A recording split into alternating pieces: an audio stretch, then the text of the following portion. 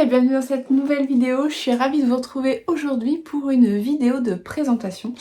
Et aujourd'hui, on va parler du gilet Plum Bum, qui est un petit gilet en dentelle assez léger pour la saison avec le soleil qui est là aujourd'hui. Voilà, donc c'est un petit modèle qui est prévu à la base pour être porté ouvert.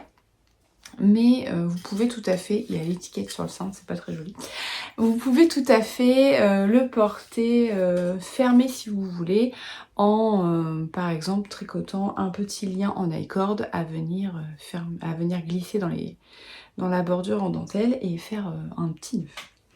Donc le gilet Plum Bum, c'est un gilet qui se tricote du bas vers le haut pour qu'on puisse avoir le motif dans le bon sens. Donc on commence le gilet, je vais vous montrer sur le dos, on commence le gilet par cette petite bande de points ajourés qui forment du coup une petite vague. Voilà. Donc on commence par cette petite bande de points ajourés et ensuite j'ai des notifications, désolée, ça me perturbe. On va venir placer le motif principal qui se tricote. Alors vous allez voir, il se tricote surtout sur les rangs envers, puisqu'en fait, sur l'endroit, il est en maille envers, et sur l'envers, il est du coup en maille endroit. Mais pour faire... Oh bah tiens, j'ai oublié un fil.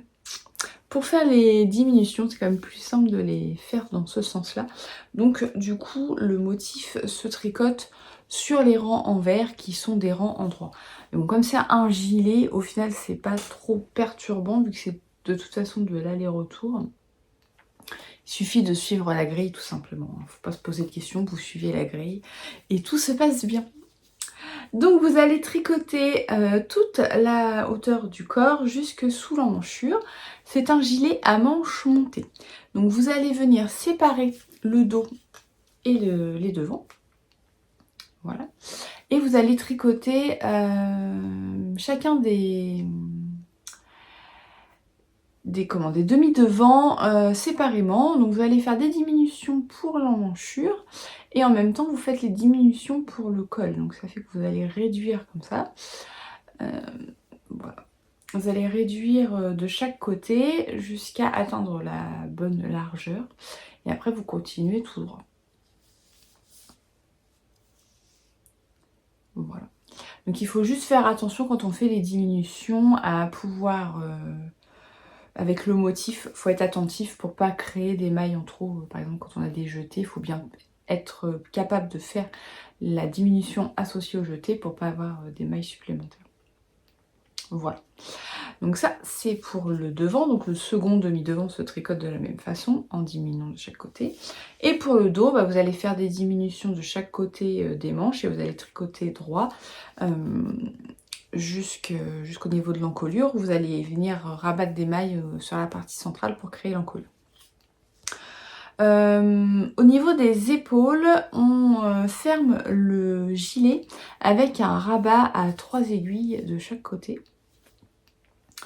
Voilà, donc c'est pas bien compliqué. Vous mettez vos mailles en attente sur chacun des devants.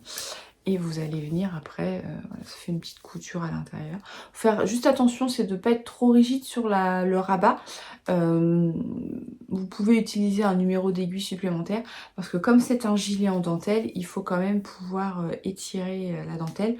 Si vous rabattez trop serré, du coup, ça va être un peu rigide à ce niveau-là. Il faut juste faire attention à ça.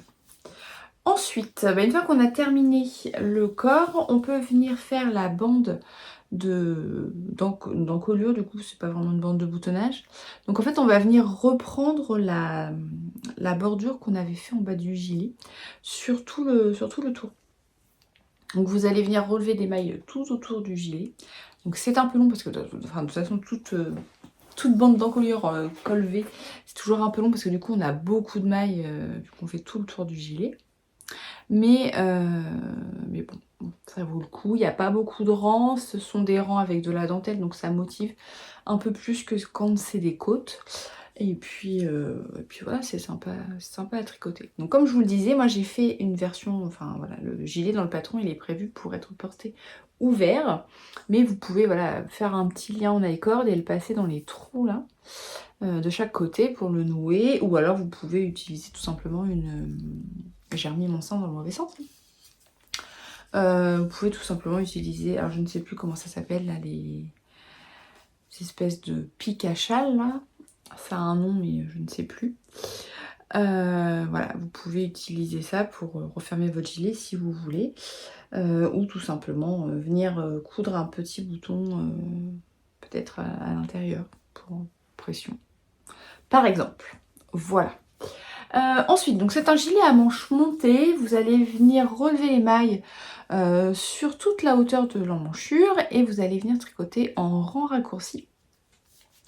Donc on tricote en jersey, les manches je les ai faites en jersey pour casser justement, parce qu'il y a vraiment beaucoup de dentelle sur le gilet, donc voilà, pour se reposer un petit peu, on fait des manches en jersey. Voilà, donc on fait des rangs raccourcis sur la première partie de la manche et après on va venir diminuer régulièrement pour ajuster la manche, et après on fait des côtes torse. Alors j'ai des testeuses qui ont repris la dentelle qui était sur le bas du gilet, et c'est une bonne idée aussi, on peut faire comme ça.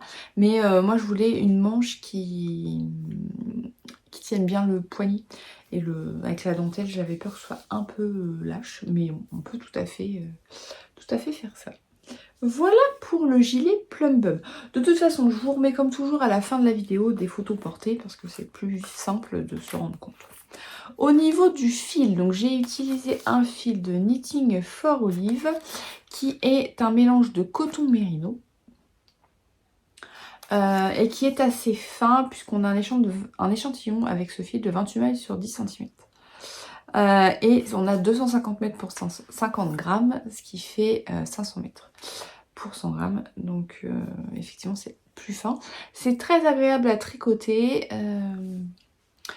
Ouais, le rendu est assez sympa. Le rendu du tricot est assez léger.